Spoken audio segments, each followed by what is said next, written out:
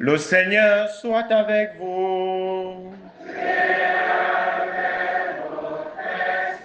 Évangile de Jésus-Christ selon Saint Jean.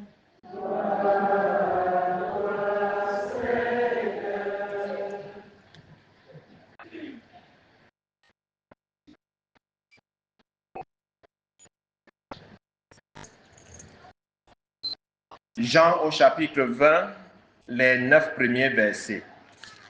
Le premier jour de la semaine, Marie-Madeleine se rend au tombeau de grand matin. C'était encore les ténèbres. Elle s'aperçoit que la pierre a été enlevée du tombeau. Elle court donc trouver Simon-Pierre et l'autre disciple, celui que Jésus aimait, et elle leur dit: on a enlevé le Seigneur de son tombeau et nous ne savons pas où on l'a déposé.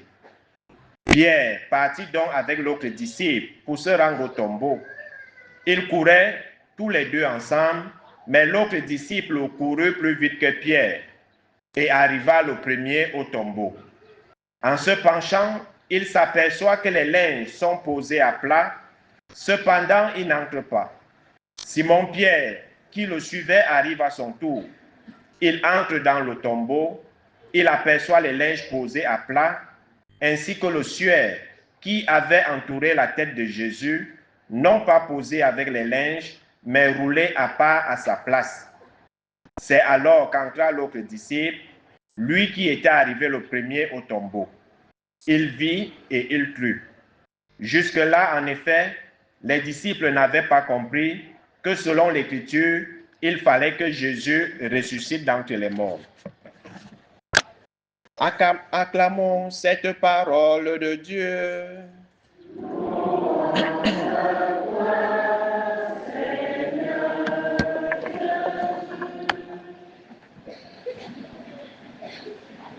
Le Christ est vraiment ressuscité. Alléluia, alléluia. Il est vraiment ressuscité. Alléluia, alléluia. Le Christ est vraiment ressuscité. Alléluia, alléluia. Il est vraiment ressuscité. Alléluia, alléluia. Bonne fête de la résurrection à tout le monde. Aujourd'hui, nous célébrons donc le jour de la résurrection de notre Seigneur, appelé le dimanche de Pâques, le dimanche de la résurrection. Pendant 40 jours, nous avons parcouru tout l'itinéraire de la passion de notre Seigneur Jésus-Christ et nous avons dit qu'il n'y a pas de résurrection sans vendredi saint. Et le vendredi saint ne signifie pas l'arrêt de tout, ne signifie pas la fin de tout. Dans les ténèbres du tombeau, dans le silence, il y a toujours une lueur, il y a toujours une lumière. Et c'est cette lumière-là qui jaillit aujourd'hui. C'est cette lumière de la résurrection que nous célébrons en ce jour. Avec Dieu, rien n'est jamais fini. C'est quand on pense que tout est fini que Dieu recommence tout au point zéro. Ceux qui n'ont pas aimé Jésus durant 3 ans, les pharisiens, les scribes, les grands prêtres, se disaient victorieux d'avoir réussi leur coup. Ils ont tué celui qui dérangeait. Ils ont tué Jésus, ils auront la paix. Mais ils ont oublié que nos plans ne sont pas les plans de Dieu et que nos calculs ne sont pas les calculs de Dieu. Pendant qu'ils pensaient que tout est fini, le Seigneur préparait une œuvre merveilleuse, celle de la résurrection du Christ. La mission du Christ n'était pas seulement physique, elle était également spirituelle, parce qu'il fallait qu'il descende au séjour des morts, que nous appelons les enfers, où se trouvaient les âmes des saints bloquées dans ce séjour des morts. Abraham, Isaac, Jacob et tous ces gens-là, Adam et Ève. Il fallait qu'il aille les libérer. C'est le Christ qui inaugure l'entrée au ciel. C'est pour ça que, pour ceux qui sont attentifs au texte, au moment où Jésus parlait déjà de son dernier discours à ses apôtres, il va dire: je m'en vais vous préparer une place. Il veut que là où il est, que nous aussi, on soit là. Alors le Seigneur inaugure donc cette entrée et nous allons bien le revivre pendant l'ascension de notre Seigneur Jésus-Christ, où il va ouvrir le ciel pour que nous aussi on le recouvre de ce côté. Nous célébrons donc la résurrection de notre Seigneur Jésus-Christ en ce jour. Et les textes nous invitent à ne plus vivre selon l'ancien ferment, selon notre ancienne vie. Si nous sommes ressuscités, il faut vraiment qu'on voit les œuvres de la résurrection en nous. Parce que la résurrection, c'est une forme de transfiguration. Alors, notre ancienne vie que nous avons décidé d'enterrer pendant le temps de carême ne doit plus nous accompagner en cette vie nouvelle que le Seigneur inaugure pour nous. Ça veut dire qu'on a laissé de côté tout ce qui est haine, tout ce qui est méchanceté, tout ce qui est sorcellerie et autres. Nous avons décidé d'enterrer cela et de ressusciter en tant que créature nouvelle avec le Christ. Donc, je nous vois mal en train de reprendre les anciennes haines qu'on a stockées pendant les 40 jours et les remettre sur le plateau et dire que voilà, le carême est fini. Tu disais quoi? Parle-moi encore. Parce qu'il y en a certains qui ont des frigos où ils ont stocké toute leur méchanceté. Ils ont fait juste abstinence du mal. Et maintenant que le temps où on nous interdit de faire le mal est fini, parle encore. Et certains se comportent comme ça. Certains se comportent ainsi. Et ça, ce n'est pas chrétien. J'aurais voulu qu'on lise la deuxième lecture, parce qu'il y avait deux deuxièmes lectures au choix. La deuxième était tirée du livre des Corinthiens. Je vais juste lire, c'est un court texte. Ainsi, célébrons la fête non pas avec de vieux ferments, non pas avec ceux de la perversité et du vice, mais avec du pain non fermenté, celui de la droiture et de la vérité. Donc, on ne peut pas célébrer la résurrection avec un cœur noir, avec un cœur plein de haine, de méchanceté. C'est quelle fête que nous célébrons donc? Ça veut dire qu'on n'a rien compris du temps de carême. On n'a rien compris des exigences du carême. Tout le monde doit briller de la lumière de la résurrection. Tout le monde. Le Christ, quand on l'enterrait, était déchiqueté. Il n'avait plus l'apparence humaine.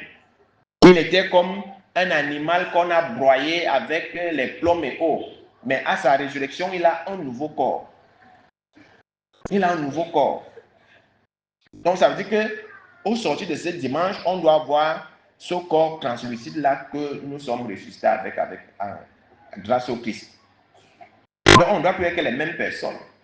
Il ne faut pas qu'au quartier on dise que mais voilà les gars qui gênaient là-bas, non, qui voilà à peine le carême est fini, les anciennes habitudes ont recommencé. Ça ne peut pas continuer comme ça. On ne peut pas célébrer la fête avec les vieux ferments, les vieilles haines, les vieilles rancunes, avec les vengeances qu'on a gardées. Le temps de Pâques, ce n'est pas le temps de la vengeance. Ce n'est pas le temps de la haine. Ce n'est pas le temps de la méchanceté. Si le Christ nous a ressuscités, il nous invite également à ressusciter les autres, à sortir les autres de leur tombeau de dépression, de colère, de haine, de médisance, de calomnie et tout ce qui va dans ce champ lexical. Si nous avons ressuscité avec le Christ, il faut ressusciter les autres, ceux dont on a enterré dans les bouteilles, dans les cimetières, allez les sortir de ces tombeaux et de ces cimetières. Allez enlever les enfants de pluie, prendre des bouteilles. Parce que tu ne peux pas dire que toi tu es ressuscité, mais toi tu as enfermé l'eau que dans la bouteille. Tu as enfermé l'eau que dans le canari.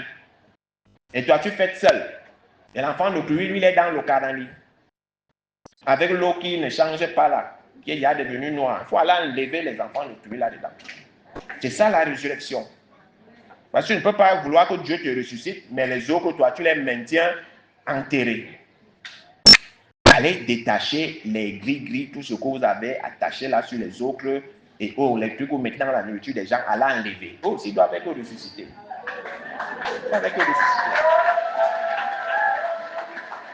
C'est ça la résurrection du Christ. C'est ça la résurrection. Sinon, on n'a rien compris de ces 40 jours que nous avons passés. Et ces 40 jours étaient intenses pour ceux vraiment qui ont voulu être transfigurés par la résurrection.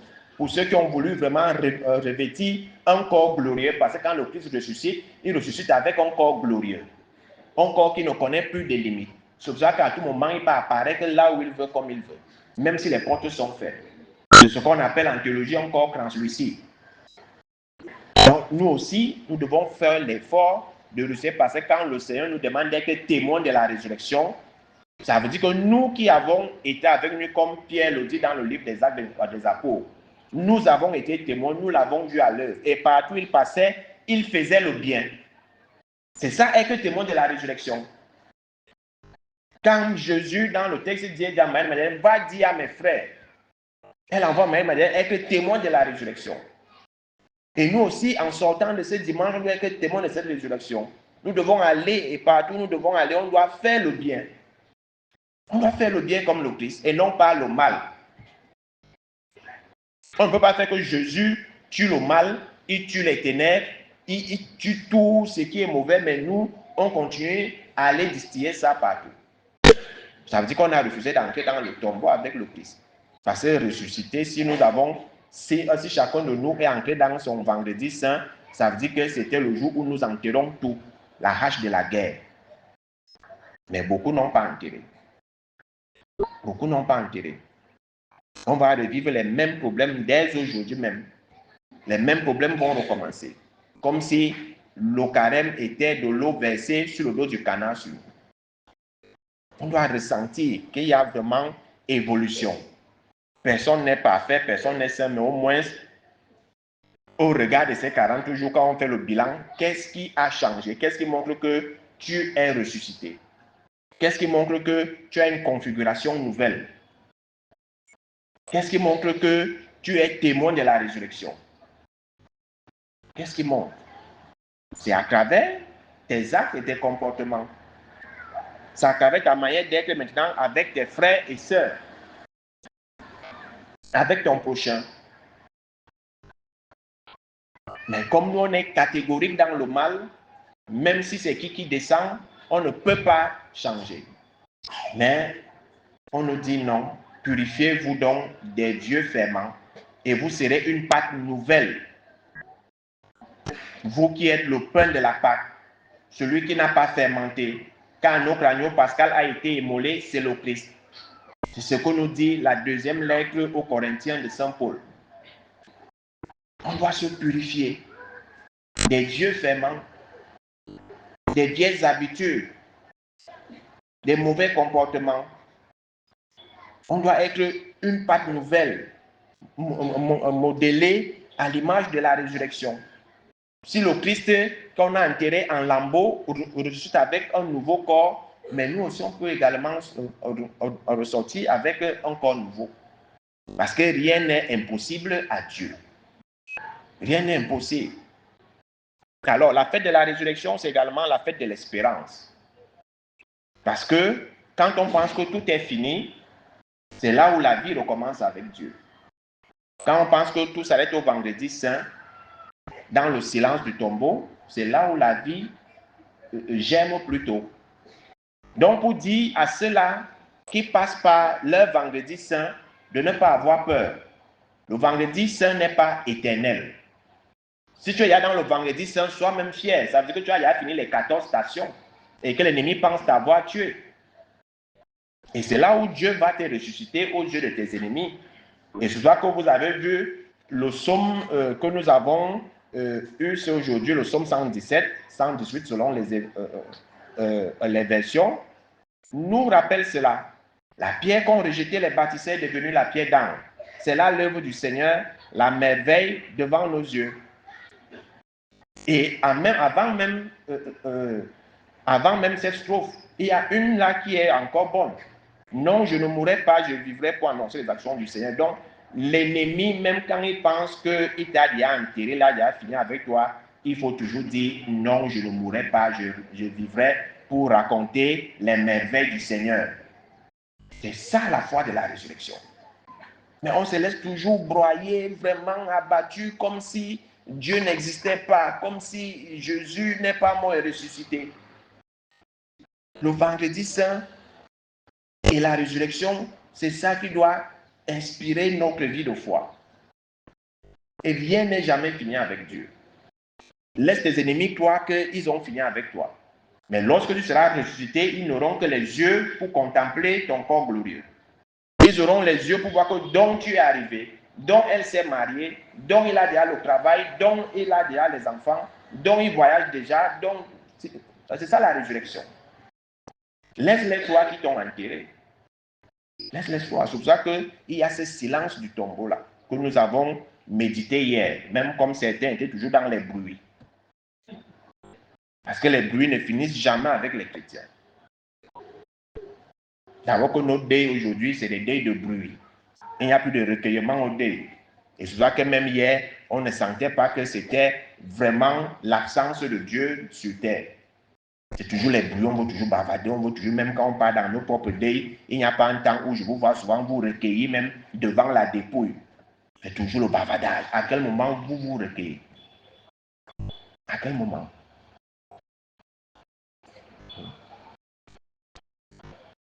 Donc, laissons toujours l'ennemi être dérouté par le silence de Dieu. Ne disons jamais que c'est fini. Parce que rien ne s'arrête avec le vendredi. Au contraire, c'est là où tout commence. Donc, à ceux-là que certains ont enterrés, sachez que vous allez ressusciter. À ceux-là qui ont été embouteillés, sachez que vous allez sortir de ces bouteilles, qu'ils le veuillent ou pas. Qu'ils le veuillent ou pas. Même si on allait vous enterrer ou vous allez sortir. C'est ça la mission du Christ dans l'invisible. C'est pour ça qu'il accepte le tombeau pour aller détruire tout ce qu'on ne voit pas. Parce que c'est ça la foi. C'est croire en des réalités qu'on ne voit pas mais qui sont là. Il y en a certains qui sont vivants mais enterrés. Il y en a certains qui pensent être libres mais enchaînés. Alors laissons le Christ entrer dans nos tombeaux. Allez nous délivrer, nous libérer, briser les chaînes. Il y en a certains qui sont enchaînés spirituellement. C'est-à-dire, il est là comme dans la danse Bafia, il avance, il rentre, il avance, il rentre. C'est la chaîne.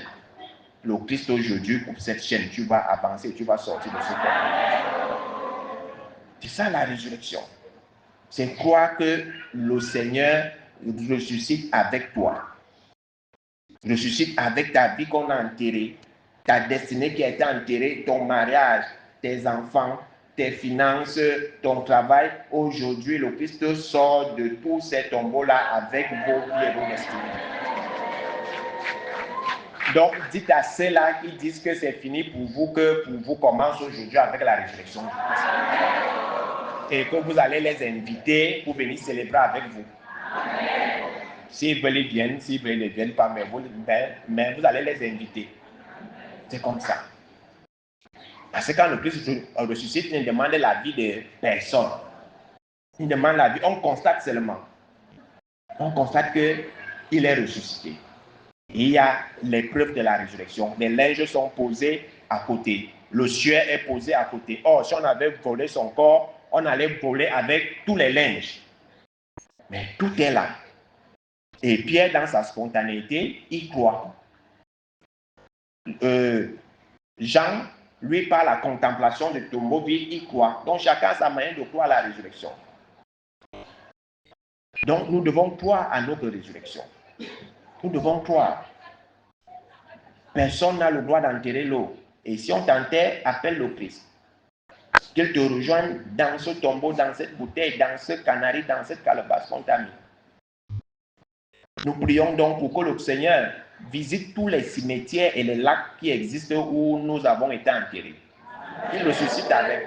Il y en a certains, on a fermé dans le cadenas, on a versé dans un lac. On a jeté le cadenas dans le lac et la clé dans la poubelle. Le Christ va sortir avec tout ça. Et vous allez sortir de ces cadenas-là, vous ou pas.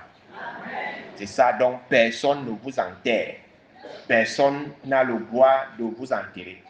Ils ont pensé que le vendredi saint, c'est la fin de tout, mais avec Dieu, ce n'est pas la fin de tout.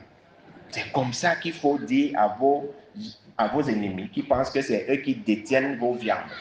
Ce n'est pas eux, c'est Dieu. Si la mort n'a pas pu arrêter Dieu, et vous pensez que c'est l'ennemi qui va arrêter Dieu, non, mais c'est croire que Dieu n'est pas puissant. C'est croire que Dieu ne peut plus rien faire pour vous. Il est capable. Sinon, il ne serait pas ressuscité. Sinon, il n'allait pas ressusciter son fils. Lui qui a ressuscité les morts, pourquoi lui va rester dans la tombe? Impossible. C'est cette foi-là que nous devons annoncer aux autres. C'est cette résurrection-là que Jésus demande d'être témoin de sa résurrection, témoin des œuvres grandioses de Dieu dans l'histoire de l'humanité. Hier, nous avons eu 9 lectures, 7 de l'Ancien Testament.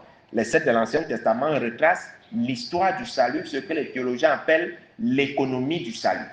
C'est-à-dire les différentes manières avec lesquelles Dieu a agi dans l'histoire des hommes pour arriver à leur salut. C'est cette histoire-là que nous avons parcourue hier. Et certains étaient fatigués pour ceux qui étaient là. Ils dormaient, ils trouvaient que c'était trop long. Et pourtant, c'est ça l'histoire de notre salut. Comment Dieu a commencé? Par la création. La création a été déchue par le péché.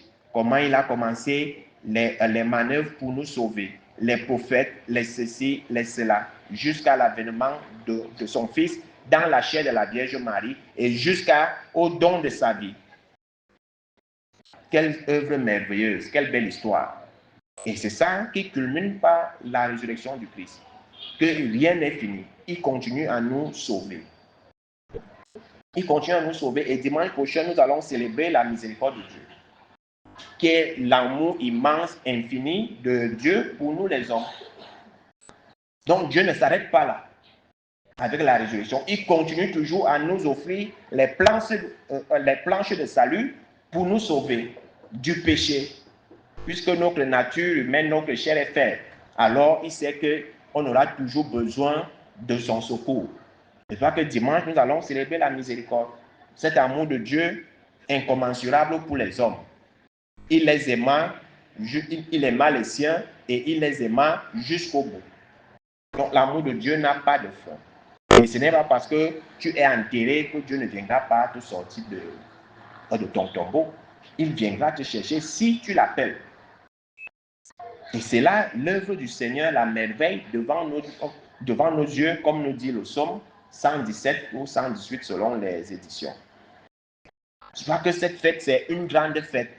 C'est le sommet de toutes les fêtes de l'Église.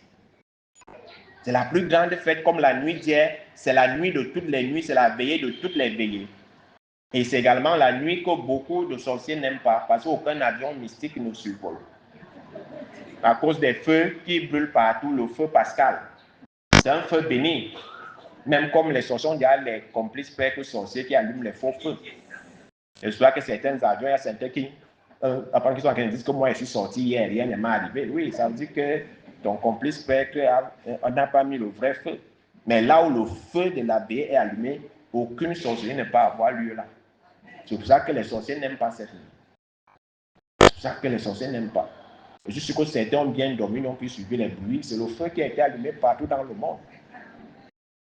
Parce que c'est un feu qu'on ne joue pas avec.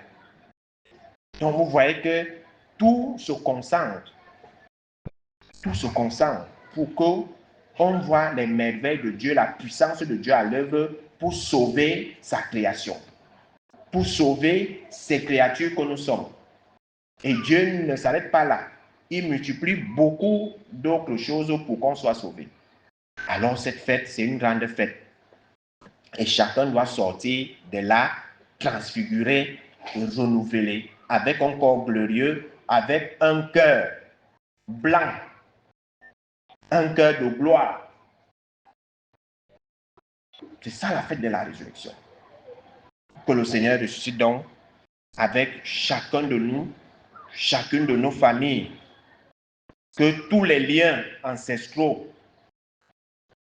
soient brisés et que nos arbres généalogiques soient libérés par la sainte résurrection du Christ.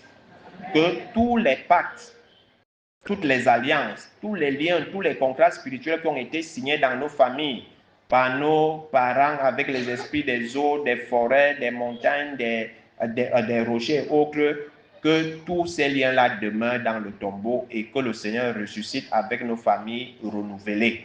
Amen.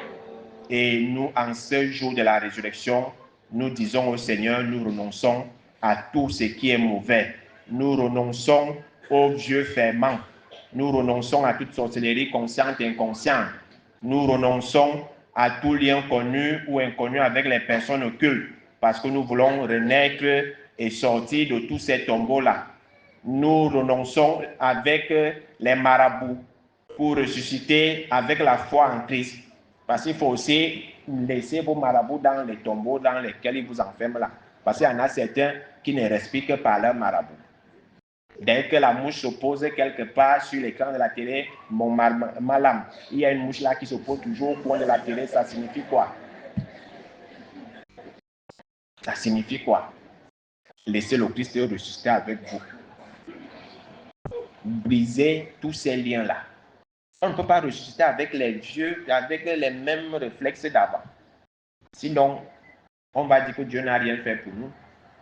Et peut-être il allait combattre dans l'invisible pour nous. Alors, brillons de cette lumière de la résurrection, brillons de cette clarté et reflétons cette joie que le Christ est mort pour nous et qui nous a délivrés de tout ce qui nous rendait esclaves du péché de la mort. Et que maintenant, par la résurrection, la vie a pris le dessus sur la mort. La lumière a pris le dessus sur les ténèbres. Et le bien a pris le dessus sur le mal. C'est ça la résurrection.